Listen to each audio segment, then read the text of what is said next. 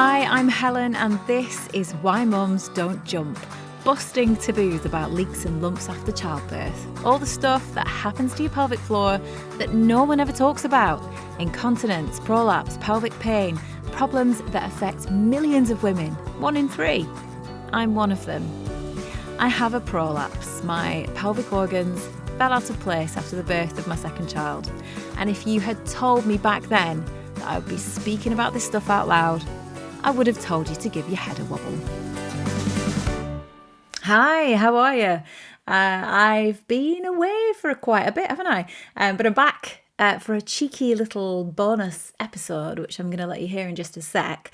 But also to say that season 5, yes, 5, is on the way. Watch this space, catch up with all the other episodes, hang about, do your thing, keep following. Don't forget to sign up to the Why Mums Don't Jump email newsletter so you don't miss a thing.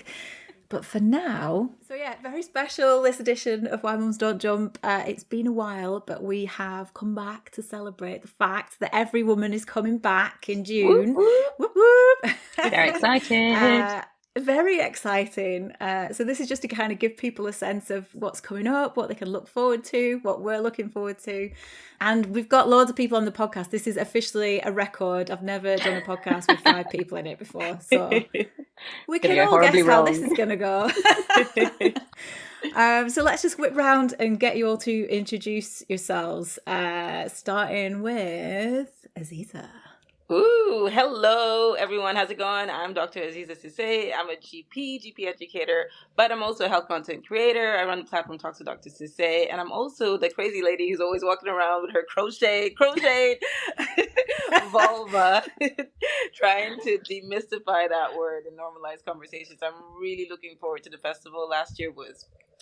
This year, I'm going to be in the main tent again, talk about the gender health gap, and I'm also on the education tent, talking about anatomy, my favorite topic. So yeah, really looking forward to it. I'm going to ask you some more about that in a minute. Who's next? Me. I'm next. Hey, who's me? Molly Fenton. Hi, my name is Molly, and I've got multiple hats, but I'm probably best known for being the founder of the Love Period campaign, which was set up when I was 16 years old in 2019, because I wish I had a big sister to talk to a lot of these topics around women's health about. So that's what it's aimed to be and has been for the last 5 years. Amazing. Hi, Molly. Who's next? I'm next. I'm Suzanne Vanazza. Hi, everyone. I'm really excited to be here. So excited. I'm a pelvic health physiotherapist, and I also do lots of TikToks doing pelvic floor exercises called the Squeeze Along. So Know Your Floors is a little not-for-profit that I run in my spare time. So yeah, that's me. So. All that spare time that you've got, yeah. Absolutely. Speaking of spare time, last but not least. I have loads of spare time. So I'm Julie Cornish. I'm the founder of the EveryWoman Festival to talk about, and I'm also, in my spare time, I'm a colorectal consultant. As you do. As you do. Last year, Julie, I've said it to you already, but what an achievement to pull that off. I think everyone apart from Suzanne, was there last year. So I was going to get some of us just to kind of think a little bit about what we loved about it. And I was like, honestly, there's so much. I know I don't have time to say everything. You know, the weather was glorious. Heard from so many, that helped. But, even so, there's so many fabulous speakers. I got to speak to a marquee full of fabulous people. I did a book reading, ate some great food, listened to some lovely music, but there was just this amazing energy about it. Met loads of pelvic health people that I only know from Instagram in actual real life.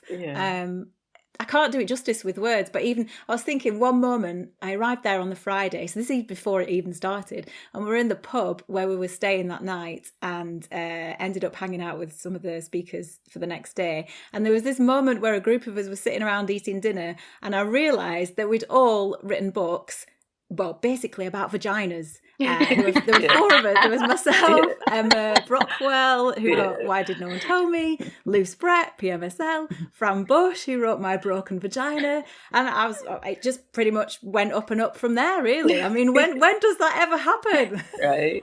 I'd have loved to be sat there listening to that conversation at the time. It was an excellent conversation. And I'd say that was the night before. So, it just got better from there. And Azizi, you hadn't arrived yet, but you arrived after that. Yeah, I arrived really late the night before. It was like 11 o'clock or something crazy because I was working. But the event was incredible. I mean, honestly, Julie, you brought the weather, you brought the vibes, you brought the energy. It was incredible just to be around so many like-minded, passionate individuals who all want the same thing. Like, we all want women's and gynecological health to be at the forefront, because for too long it's been taking a back seat. It was, again, incredible to be around people who I've seen on socials in real life, physically touching them. Like, I mean, obviously appropriately touching them. I don't know. I got hugged quite a lot by you that day.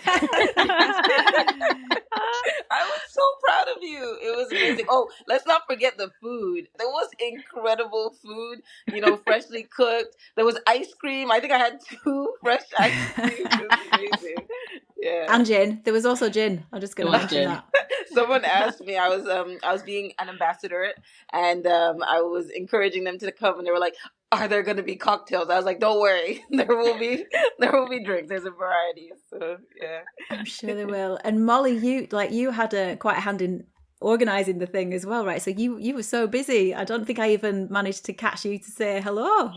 Yes, so obviously I spoke in the main tent at the festival last year in the periods and endometriosis section. It was quite a big day because it was the first time in person I told people, and if people don't know, that I live with a brain tumour, and I spoke about how my periods had changed. If I'd had someone to talk to me about my periods, then I could have gone to a doctor sooner, loads of things would have been a lot easier. So that festival massively kick-started what is now almost like this career path that I'm on, that would not have happened if it wasn't for the festival. But on the day itself, I also found I was coming in from a very different section. I wasn't, a doctor, a specialist in anything. I had no idea who I was stood amongst. Everyone had these amazing titles. And I was like, "Hi, I'm Molly."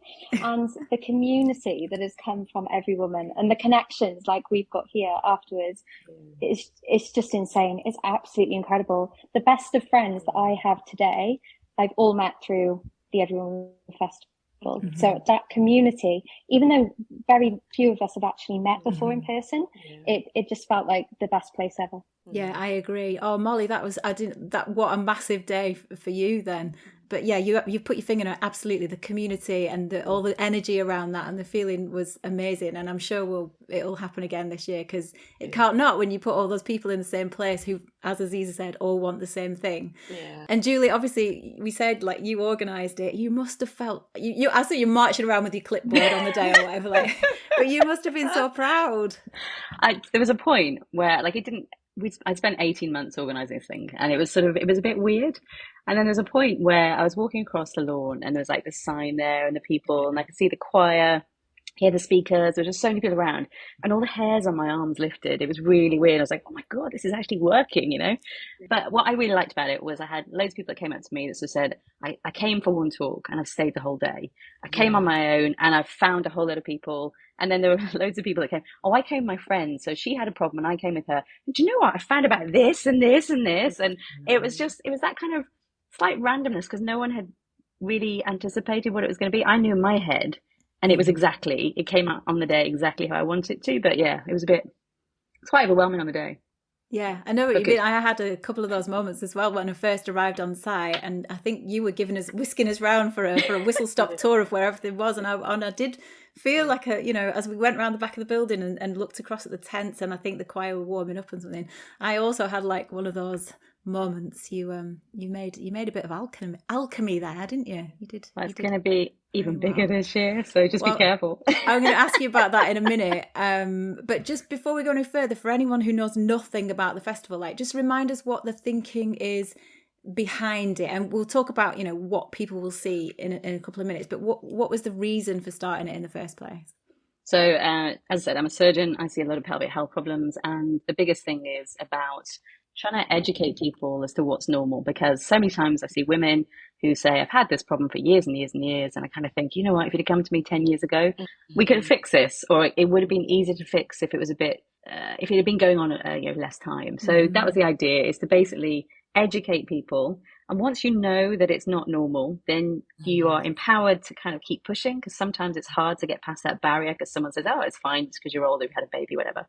And then once you've got the power and the drive, where'd you go? Because sometimes maybe you haven't got the services locally, or you need some support outside of the doctors, or actually, are there any private options if you haven't got NHS options? So that's kind of the thinking behind it, and it is for everyone. We've got the idea is it's for girls, secondary school age, to your 90s, 100, whatever. There's no upper limit on this. I want to say something real quick. I hope you don't mind me interjecting, Helen. No, jump in. What Julie said earlier with regards to people coming, and I always say this line, you don't know what you don't know. So I did a talk on gynae cancer and symptoms awareness and all of that, and I had someone who was in my talk who didn't know when we say postmenopausal bleeding also meant pink discharge, and they'd had pink discharge as well.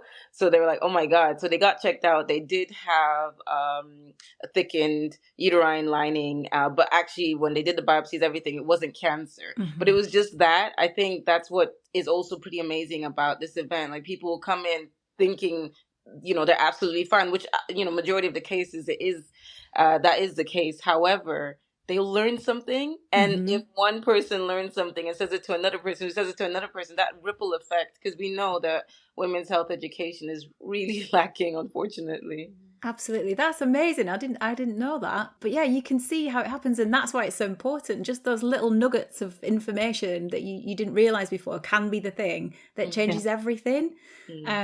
Suzanne, you were not there last year, but you are coming this year.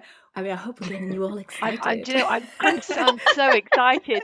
The bit I'm looking forward to is the touching everybody, I have to say. And of course the food and all the speakers, of course, and all of that. But just being in the community is something, is going to be something else. I'm so excited. And it is the community, it is the opportunity to talk and reach people that wouldn't necessarily think that, I need to know about this, because most of the stuff that we do tend to talk about is either just taboo, or it's all everything you've already said, and having the opportunity to listen to others, to speak, to just have fun in the moment as well, and just make it less of a thing that shouldn't be spoken about, more of a thing, lots of things that we can talk about more openly. And I think that is something I'm really, really proud, and I'm hoping I can add to, and just proud to have been invited to be part of. So thank you for inviting me to come along. I'm super excited. No, I think the message you've got is fab. That's why we need you there. Absolutely. What can we expect, Suzanne? Are we having a squeeze along? What are you doing? Well, maybe we should. I mean, I'm sure I'm going to be going around all day, and I should think when people will see me, if they know the squeeze along, I'm sure most people say they see my face and they squeeze their pelvic floor. So hopefully that will help a few people along the way. But also I'll be explaining some of the things that, because there is a lot of I suppose mixed messages about whether you should do pelvic floor exercise, whether you shouldn't, and actually pelvic floor exercises aren't the solution for everyone. So I'll hopefully be talking a bit about that when I'm doing my workshop.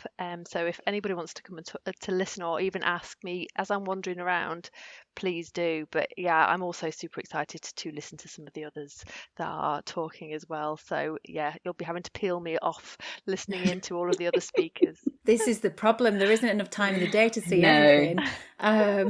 Aziza, what are you doing? I know you're bringing your crochet vulva.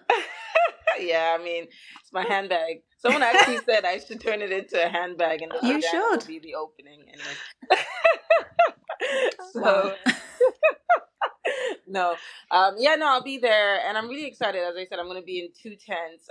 We'll be at the opening, so we'll talk about the gender health gap again. I'll be with Dr. Nisha Patel, who's Dr. Get Cancer too, so she's a bowel cancer thriver, and also Neelam from Sisters will be there, and Helena Boyce, I believe, from Black Women Rising.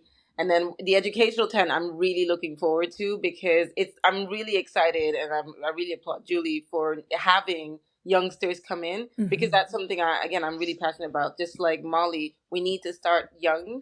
They need to be aware about their anatomy, about the fact that there are so many different gynecological conditions that exist, and also knowing they're normal and knowing what is not normal. So I'm really excited about the educational tent, and I'm excited that everybody is going to be involved. So this is all genders need to come and know about women's health, because it affects 51% of the population. It'll affect you directly and indirectly. So the other thing is, the education tent is, yes, it's like applicable for sort of secondary school age and above, but it's actually also for parents, moms and dads. So if you want to be able to understand what your daughter is going through, or you want to be able to explain something to your daughter and you're not sure yourself, then you come along.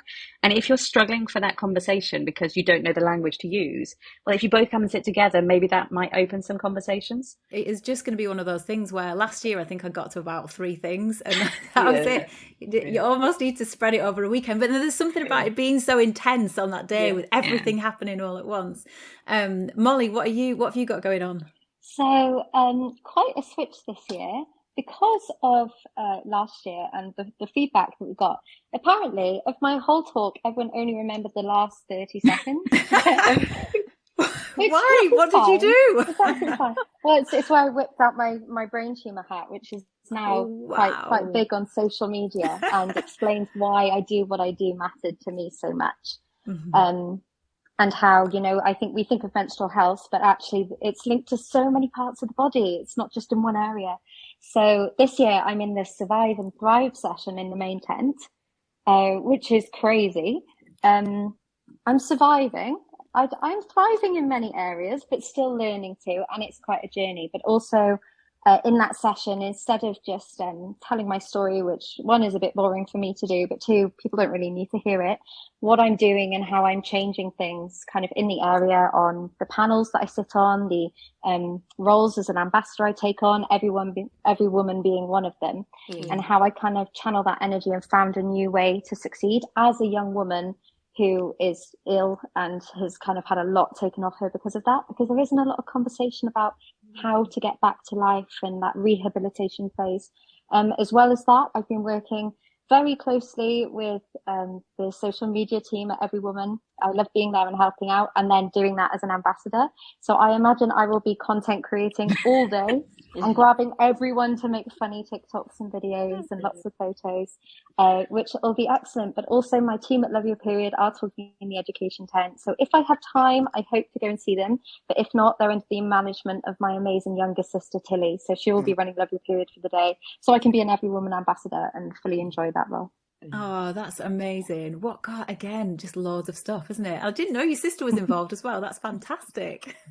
She has got a big sister. Yes, she does.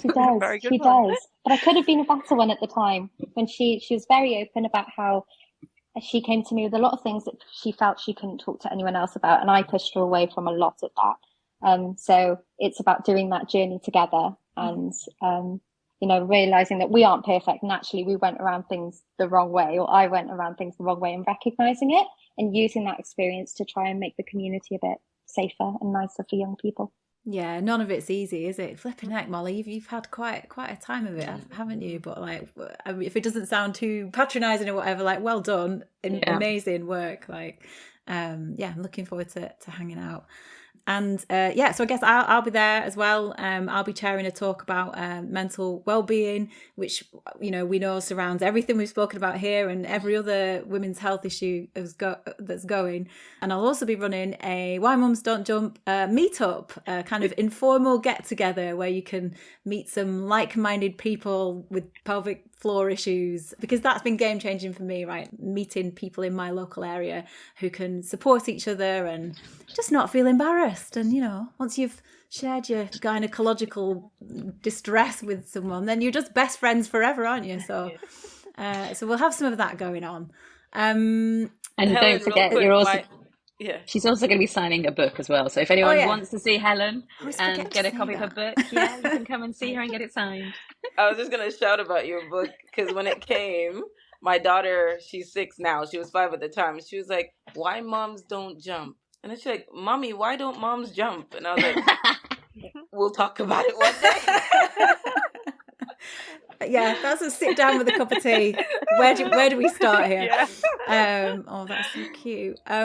Okay, so I think the last thing we need to do is try to run down with Julie what else we should be looking out for this year. So I know you're going to have to take like a big breath now, because I can't. I'm just going to go for it. We've got the main tent, same as last year, with amazing speakers. So we've got IBS, mental health, sexual health, contraception, menopause, survive and thrive, and gender health inequalities, focusing on marginalised communities. Then we have an education tent, which has literally got everything from menstrual health, anatomy, mental, bowels, bladder, pelvic, all the stuff you need from that. Then we have living with, so that's all the stuff that basically people put up with but maybe struggle to find help. So endometriosis, fibromyalgia, loss, long COVID, menopause again, infertility. You've got someone talking about uterine transplants, which is going to be like just blowing my mind. What? Then we've got Thrive Through Sport, which is awesome. So we're working with Sports Wales. Great. And we have a bit of a highlight. So we've just found out that Baroness Tanni Grey-Thompson, Paralympian, is going to be talking, which I'm really excited about. So that's about getting women and girls into sport who've not been into it, or back into sport after injury, or how to use sport to deal with like illness and injury.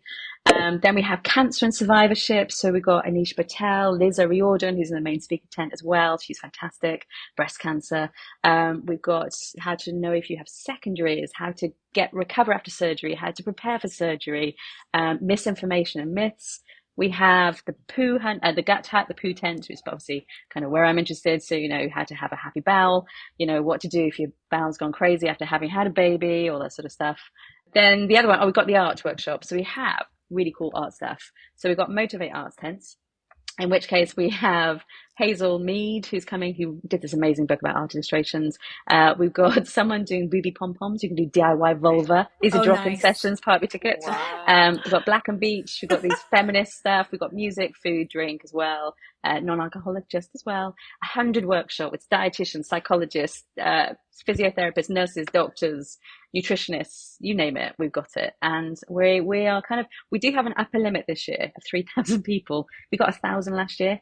And we had people coming from Scotland to Cornwall. So it is a full day. One ticket gets you access to all the tents, and the drop-in stuff as well. But there are workshops you can get as well. But yeah.